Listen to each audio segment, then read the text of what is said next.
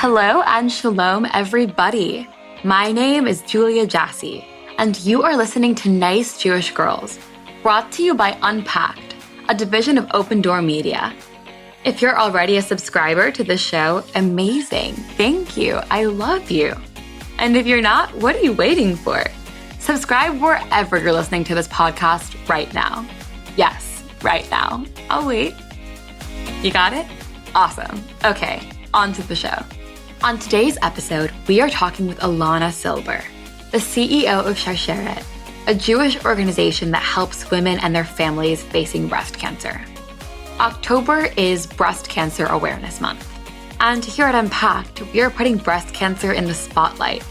No community is immune to the harrowing impact of breast cancer, but unfortunately, the Jewish community has historically been affected at disproportionately high rates. And so we'd be remiss if we didn't dedicate an episode of Nice Jewish Girls to breast cancer this month. After all, it's women who are most affected by it. This is a podcast that tells the story of Jewish women, the good and the not so good. Breast cancer is, by definition, the not so good. It's taken so much, so many lives. As is much of what we talk about here in Nice Jewish Girls, this is a really personal topic for me. When I was a child, my own grandmother survived breast cancer. And I understand its impact on the women suffering and their families, the pain and fear that it brings. But today's conversation is not about the horror of breast cancer. It's about the resilience of women. It's about our impossible penchant for survival, even if that survival is through legacy alone. Put simply, today's conversation is about hope. I really can't understate how impactful Sharsheret is as an organization. Their outreach, their advocacy, and their work is quite literally saving the lives of thousands of people. I am moved to have the opportunity to speak to Elana Silber today. And I'm so excited for you guys to meet her. Let's do this thing. Elana Silber is the Chief Executive Officer of Sharsheret, a national organization supporting Jewish women and families facing breast and ovarian cancer. She joined the organization as a volunteer in its earliest days and has been a staff member since 2003. Elana has led Sharsheret's growth from a handful of volunteers to a national organization, and today has overall strategic and operational responsibility for Sharsheret's staff, programs, and growth nationwide. With more than 15 years of experience in the field, Elana serves as the chair of the Federal Advisory Committee on Breast Cancer in Young Women regarding the formative research, development, and implementation and evaluation of evidence-based activities designed to prevent breast cancer and promote the early detection and support of young women who develop the disease. Elana, thank you so much for joining us. It's a pleasure to have you. Thank you so much for inviting me. It's really an honor and a pleasure. Likewise. Let's start off from the beginning. Can you tell us a bit about where you're from? So I am from New Jersey, northern New Jersey. I have an MBA in healthcare and strong connections in the Jewish community, and that's been my background. And I was introduced to Sharsheret a long time ago. I'm going to totally date myself if I give the year, but you already said I started volunteering back in 2003 when Sharsheret was just... I started volunteering actually in 2002 when Sharsheret was less than a year old.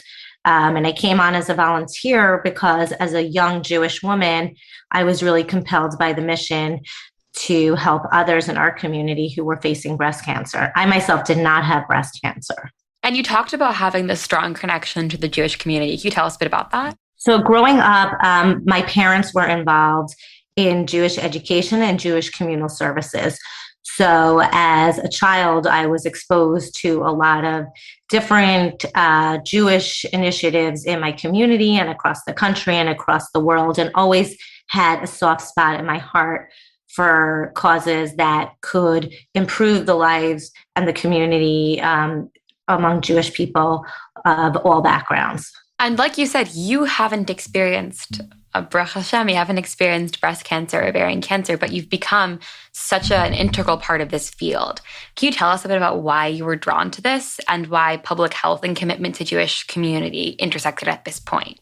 First of all, everyone I know knows somebody who's been touched by breast cancer and ovarian cancer. Breast cancer more because more people just get it than ovarian cancer. But I have yet to meet a person who hasn't said, I mean, even when I go on a meeting, a call, and I'll tell people, what do you do? And I'll say this comment, everyone we know knows somebody with breast cancer, and they'll say, oh, like my mom, or like my aunt, or my grandmother, or my sister. I cannot get through a conversation.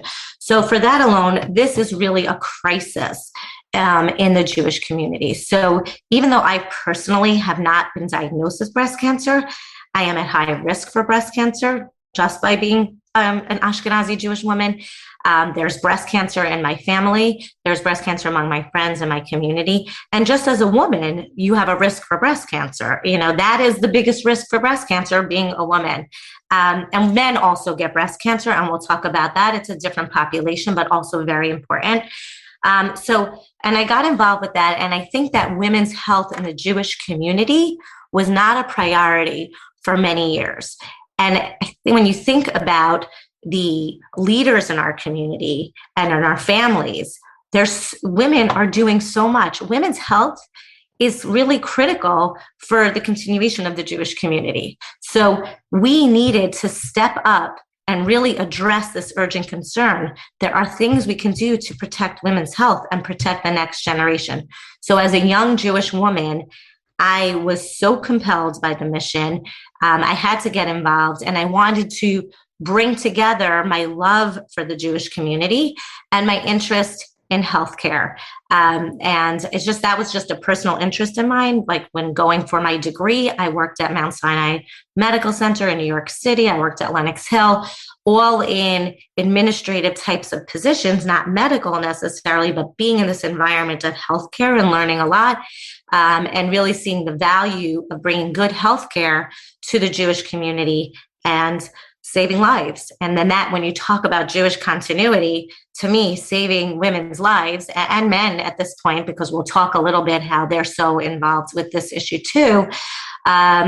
This is the Jewish family, and we have to care about it, and we can do things to save lives. I mean, even how you started that answer when you explained that it's hard to get on a call without hearing the story of someone who has been affected by breast cancer.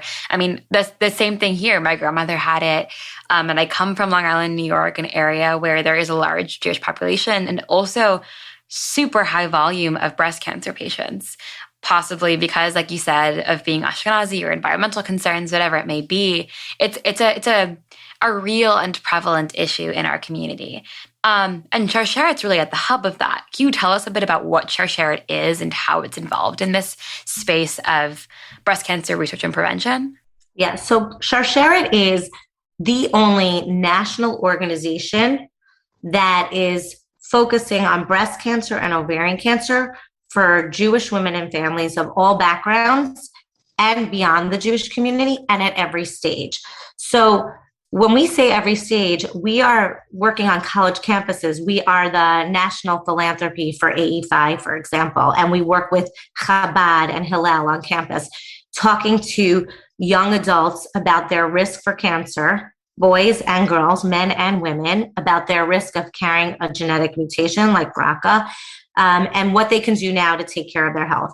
And then Sharsheret continues to educate and support women and men and families of all ages. So Sharsheret is this organization that has basically two areas of focus. One is support for women and families going through cancer or at risk for cancer. They may never be diagnosed, but are worried about it and what they can do.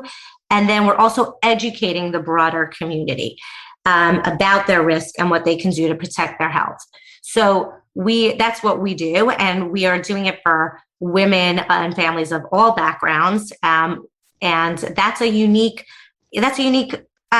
situation in the Jewish community in general, to really be there for Jews of all backgrounds, from those who are ultra-Orthodox and Hasidic to those who maybe are Jewish because of their genes, or married to Jewish people, or in relationships with Jewish people, or raising Jewish children. So Sharsheret understands all the different walks of life and can address these health issues. And we also partner with major medical centers and the CDC. We're all thinking CDC right now because of COVID, but CDC also does a lot of work related to cancer. And Sharsheret is bringing the Jewish voice to the national platform by working with the CDC and also working with major medical centers to get the research out there and to share our patients' experiences so everyone can learn more. It's really incredible. I mean, this is such a prevalent issue in our community. We are really prone to genetic diseases as a people. And to be aware of that, to know from a young age what your options are, is something that I think we often take for granted. So can you tell us a bit about how you first got involved with Sharsheret? So I was a young mom. I was a stay-at-home mom at the time. I had 4 little kids. And the founder, her name was Rochelle Shoretz. She happened to have been a 28-year-old woman who also was a young mom. She was a rising attorney. She had clerked for Supreme Court Justice Ruth Bader Ginsburg. And she was diagnosed with breast cancer. Couldn't find anything in the Jewish community or in the cancer community to address her issues as a young woman, a young Jewish woman. She wanted, she got a lot of offers to speak to aunts and grandmothers, but she was 28 years old. So she wanted someone who wanted to talk about intimacy with her partner, about balancing career and cancer, raising little kids, being public about her diagnosis, but also maintaining privacy. And so she found another young woman who was a few years ahead of her. Her name was Lauren. And Lauren took Rochelle and literally walked her through the harrowing days before surgery, through chemotherapy. And she said, this is what I needed, right? I needed to speak to another young woman and see what was going on. And she said, we can't be the only 2 young Jewish women out there. Let's start an organization. They called it Sharsheret, which is the Hebrew word for chain, because they were connecting women to women and women to resources. And they said, if we could help 5 women a year, okay, we'll be successful. Fast forward, 20 years later, it's our 20th anniversary. We've helped more, close to 19,000 women.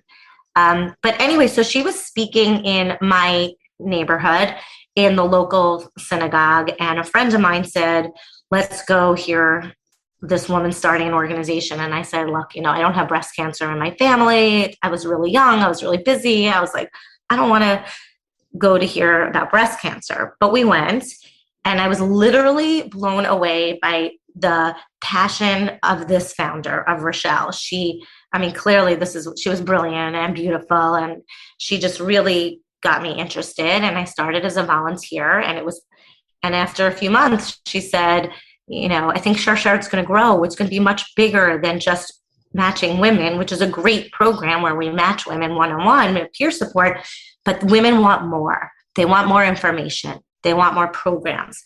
And I had this MBA in healthcare, so I kind of had that, and the strong connections. You need strong connections in the Jewish community to go anywhere. So we teamed up, and I started working, and it was really professional. She was super professional. We said, we took ourselves very seriously. We knew that breast cancer, ovarian cancer is not a pretty situation, and very often nonprofits don't treat people in a way that is very professional. So we were very, very focused on making it professional, and we grew. And now, 20 years later, we have 5 offices. We have 35 staff members, thousands of volunteers, 19,000 in the peer support network, and more than 200,000 in the community plus. That's as many as we can track, are 200,000, but there are probably more. And you've, I'm sure, met so many women through this experience who have had stories of being impacted by breast cancer, but also impacted by the peer-to-peer support, by knowing what their options are, by knowing through this conversation and this network how to handle a really traumatic experience in their lives. Are there any that have been particularly impactful for you in your career? So first of all, that first match between Rochelle and Lauren is that's the basis for everything. But we've had women who, it's particularly younger women who are talking to each other in particular about the fertility is like our biggest issue right now for women in their 30s. I think that it's a big issue outside of breast cancer, but it becomes even more complicated with breast cancer. So we've had women who've called us and said, I don't know what to do. My doctor's given me multiple choices of my options. What do I do? And then we maintain this database and we can match two women. I mean, I remember introducing two women to each other. One had gone through chemotherapy and had lost a ton of weight, and one had finished and had put on a lot of weight. So they were talking to each other. They matched because of some other reason, but their weight issue came up and they decided to switch clothing. And so then they would mail the clothing to the one who lost weight for the smaller clothes and the one who gained weight to the other woman. So that was like, a fashion match. But we've done crazy matches. I mean, there's one that I really remember. So there was a young woman who said she was diagnosed with a certain early stage breast cancer, and she had to have a mastectomy. And she did the type of mastectomy where it's called a flap, where they take it from your stomach area and they build up your breast that way. So she said, I call it a tummy tuck and a boob job. And she said she had 4 little kids, ages 12, 11, really young. And she said, I'm really looking for another woman who has the same age kids, same age diagnosis. But, and she also mentioned that her husband was a conservative rabbi. And so we went into the database and we found another 34-year-old woman who had 4 kids, the same ages, the same diagnosis, the same concerns, and also the wife of a rabbi. And they hit it off, because you can imagine in the public eye, how do you balance what you share with the congregation and what you share privately, and what you keep private. So that was like an all-in-one. We find matches like that all the time because we have this database fed. And women are calling, they could speak to one person like that and then other women, but we can make these very tailored matches, which was, peer support. There's a lot of peer support going on through our Facebook groups, but then we also create these one-on-one matches that have been incredibly supportive to people, and they stay friendly afterwards. And we have it all facilitated by a social worker in the beginning, but then they become friends and they're on their own. This feels so Jewish. It's like a shidduch process almost. But I mean, I feel like a lot of the time, getting a diagnosis can be really, really isolating, especially like you mentioned, if you're in a position where you are in public perception, that can be something that you feel really alone with, and you give people the chance to connect. When it comes to genetic testing, I think that's a big issue in the Jewish community. How have you seen throughout your career the relationship in the community between getting tested for BRCA, knowing what your options are, and kind of being more aware of that shift and the attitude toward genetic testing shift in the Jewish community over time? Okay, so looking back at the last 20 years, the media has put tremendous emphasis on BRCA and BRCA. So that's already been happening around us. So we have had much more conversation, and it's still taboo in some communities, especially when you're talking about shidduchs and setting people up and having a taint or a stain on your heritage. But people are talking about it more. And I think through Sharsheret's work, like we have videos of women talking about, and men, because men also can carry the mutation. And I think that that's a huge misconception, that people think it's only women. When they say the statistics, and I know it's hard for people to remember statistics, but this is a big one. 1 in 40 Jews of Ashkenazi descent carries a BRCA mutation, compared to 1 in 300, 400, 500 in the general population. And that's men and women. Not only women carry mutations, everybody has a BRCA gene, and we're talking about a mutation. So it's also something for men. And people are thinking, why does it matter for a man? So a man could pass it on to his daughters, but also BRCA also increases your risk for prostate cancer, pancreatic cancer, melanoma, male breast cancer, and breast and ovarian cancer. So that's why it's really important. So let's just put it out there. Then 20 years ago, Myriad, which is a laboratory, they had a patent, which is a crazy thing. They owned a patent on a human gene, meaning they were the only company out there that could test for BRCA. Super expensive, not so accessible. And people were like, this is crazy, right? So they fought back, and advocacy groups got it changed. And the Supreme Court said, no, a company cannot own a part. It's not like they owned the test for BRCA. They owned the gene, which is crazy in human beings. So once that was overturned, different laboratories opened.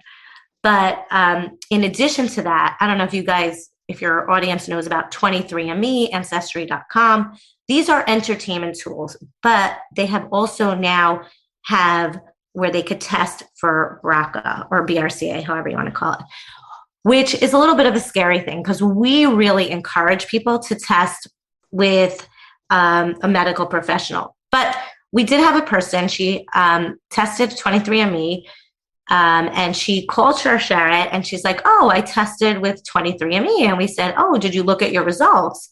And she said, yeah, no. And then she looked at it and she looked it up again. And then she saw that there was like a highlight on BRCA. And she said, wait a second, what do I do with this? I don't know what to do. Now, 23andMe do have some genetic counselors, but we have a genetic counselor on staff and we have social workers. So she spoke to them and they said, this means that you're at higher risk for breast cancer. And what are my options? In the end, she decided to have a double mastectomy. So she goes in for the double mastectomy. They start to do the surgery and she has early stage breast cancer. And they never would have found it. And then once you find out that you carry a BRCA gene, it doesn't just affect you, it affects your family. So she called her sister and she said, you should also test. Same thing happened. She tested positive for BRCA. And then she also had a double mastectomy and also had early stage breast cancer. So their lives were saved because they wouldn't have thought about it. They weren't the age of mammography. So mammograms start at 40. They didn't feel anything. And because they knew that what it meant, but the problem is, had they been working with a medical professional, maybe 6 months earlier when she took the test, she could have started to plan her options. So the 23andMe test is okay, but that's not the end of the story. Whether you test positive or negative because you do 23andMe for fun, that's okay. But then you should take your results to your doctor, positive or negative, because family history is really important. So that's the other thing. Like, we tell everyone to know your family history. So everyone who's going home for Thanksgiving, talk to your family about your family history. Find out on mother's side and your father's side who's had cancer and what cancers. Because we had a woman who said to us, oh, I went home and no one in my family has had breast cancer, ovarian cancer. I don't need to worry about it. And we said, well, first of all, everyone needs to still be concerned, but okay, maybe you're not elevated risk, but did your family have any cancer? She said, yes. My grandfather had prostate cancer. My aunt had pancreatic cancer, and some other relative had melanoma. So we said, the BRCA gene also increased. And she's like, I had no idea.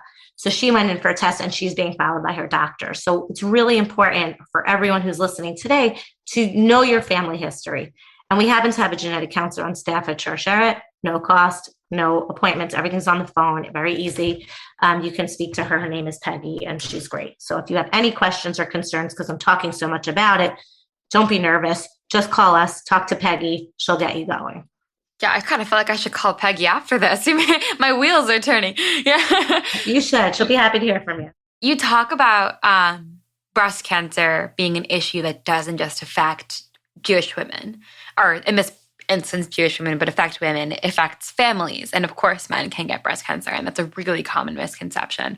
But I think what you just said is so important, that pancreatic cancer, prostate cancer, melanoma, these are all issues that are tied to the same gene and can put you at risk for breast cancer too. And so I think that this is a huge misconception that even going into this conversation, I didn't know. Right. And it's not only a genetic mutation. We have a woman in our, at Sharsheret, whose father's family, all of the women on her father's side had breast cancer.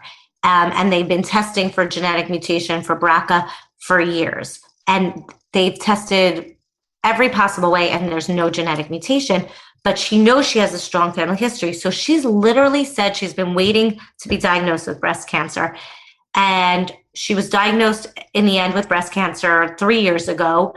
Again, no known genetic mutation, but every single female on her father's side has had breast cancer. Like, she could have said, oh, my father didn't have it, but all her aunts did. And then within 2 years, she and all 3 of her sisters were diagnosed with breast cancer.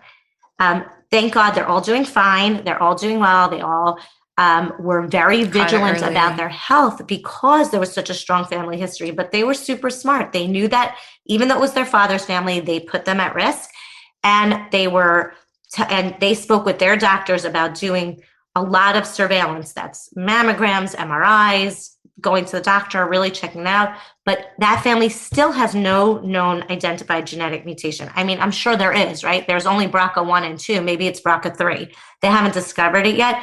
So family history. So even if you test negative for a mutation, family history is really important too. Absolutely. This all feels very intimately Jewish, understanding your family history, understanding how it affects you, understanding, part of why Tay-Sachs or breast cancer or different genetic diseases are so prevalent in Ashkenazi Jews is because of trauma that we've historically experienced and being so isolated as a community.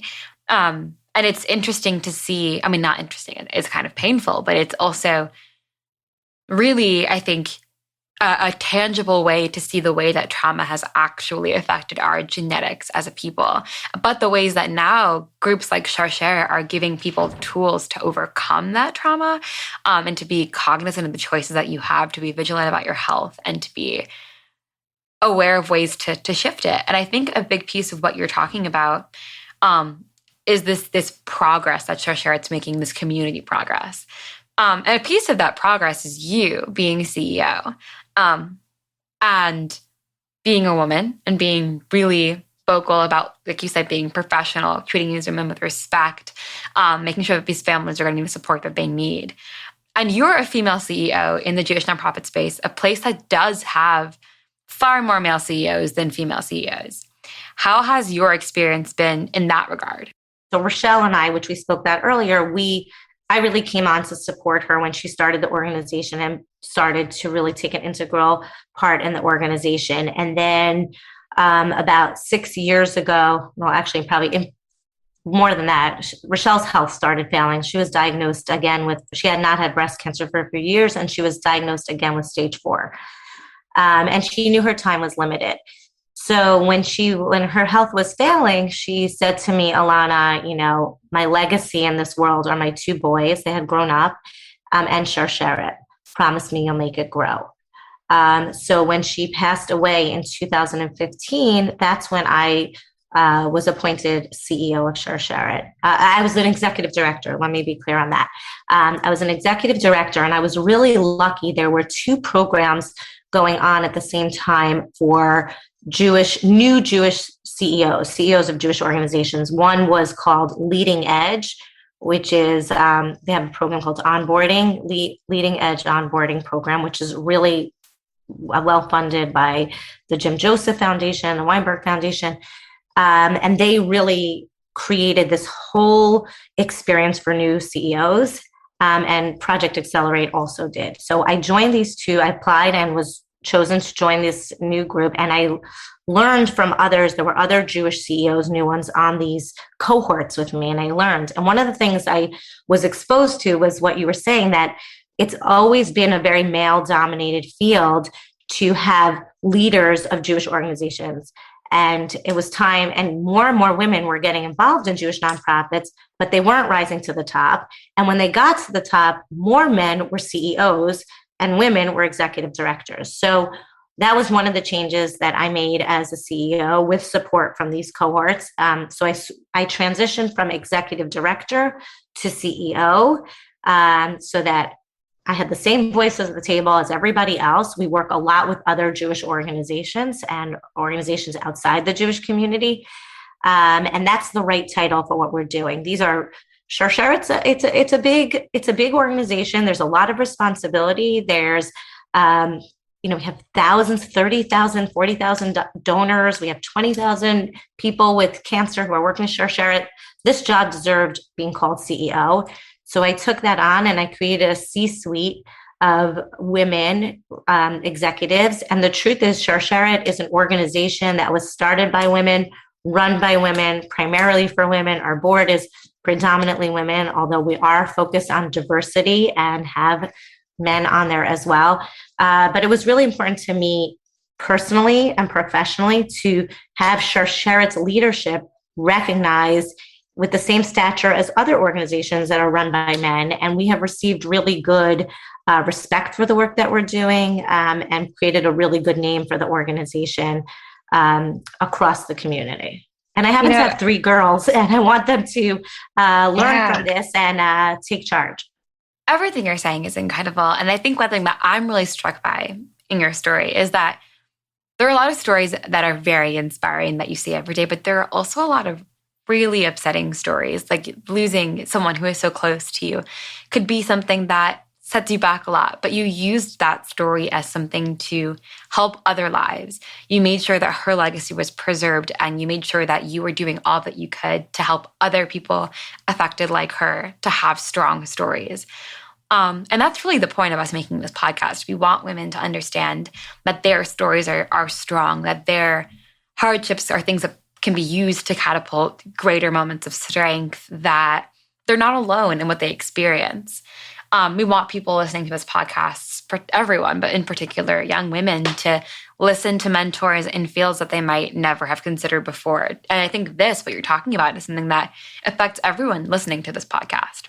So with all of that in mind, what's one thing, as our final question, what's one thing that you'd want the people listening to this podcast to take away from it about navigating the world as a Jewish woman, and about doing that in the face of whatever adversity you might see with strength nonetheless? So my advice would be, go forward unapologetically Jewish, right? It's okay to be a focal point in the Jewish community and also be able to work outside the Jewish community.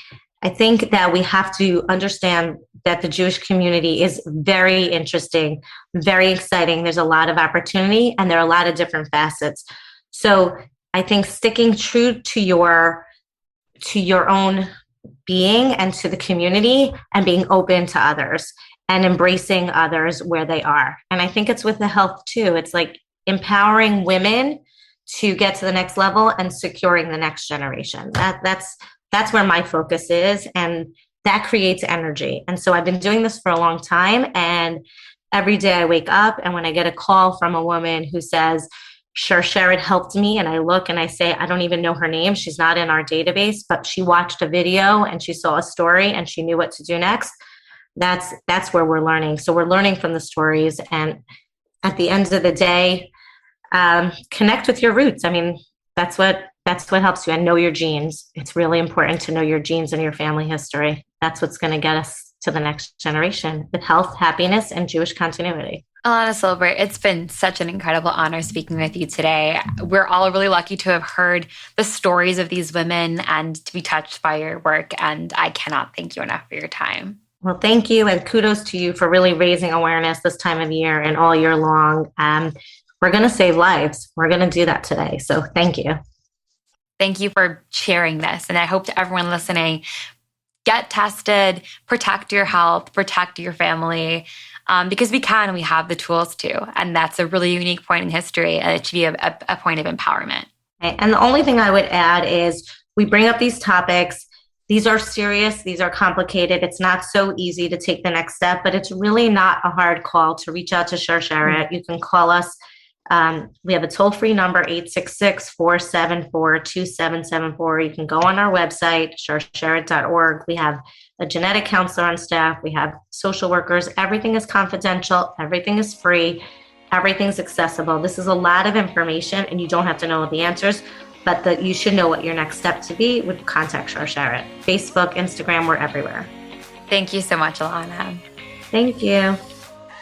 Since we've started this podcast journey together, we've had a ton of different guests with a ton of different ideas on what feminism is. What do I think feminism is, though? I think that this is feminism. Every generation, women get closer to equality. Women get closer to living in a world that is built for us the same way that it's built for any man. How do we get closer through the generations, though? Well, we do that by passing on knowledge. We take the tools we've built in our own lives and we share them with our daughters. We show them down the right path, and we hope that they take it further than we'd ever reached. Leaving this conversation, I felt more safe, more empowered, and more understood as a woman. I felt that I had the tools to make informed decisions. for myself, for my family, for our futures. Like Elana, I am the CEO of a Jewish nonprofit organization. I co-founded and co-run Jewish on Campus. And gosh, it is hard. Young women aren't always given a seat at the table, so I pulled up my own damn chair. Hearing Elana's story, she's who I want to be. She is this example of strength, leadership, and mentorship that I want to embody. The empathy she runs her team with, that's the empathy I hope to run my team with. The strength that she gives other women, that's the strength I hope to give you all on this podcast. To Elana and all of the Sharsheret team, thank you. Thank you for fighting for a safer future for women, for all of us. Thank you for breaking ground so that women like me can hopefully follow in your footsteps. And this, my friends, is where we'll leave you for today's episode of Nice Jewish Girls. Hopefully a bit smarter and a bit more inspired. I would love, love, love to hear your feedback and suggestions for other nice Jewish girls to host on this pod. Email us at podcasts@jewishunpacked.com. And don't forget to join us next week when we'll be speaking with Arizona State Representative Alma Hernandez. Nice Jewish Girls is a production of Unpacked, a division of OpenDor Media. Rivki Stern is our producer, and I am your host, Julia Jassy. Check out jewishunpacked.com for everything Unpacked related, and subscribe to our other podcasts. Check them out and let me know what you think. And do not forget to follow Unpacked at all of the social media places, like TikTok, Instagram, Facebook, YouTube, and Twitter. Just look for @JewishUnpacked. Talk to you later, ladies.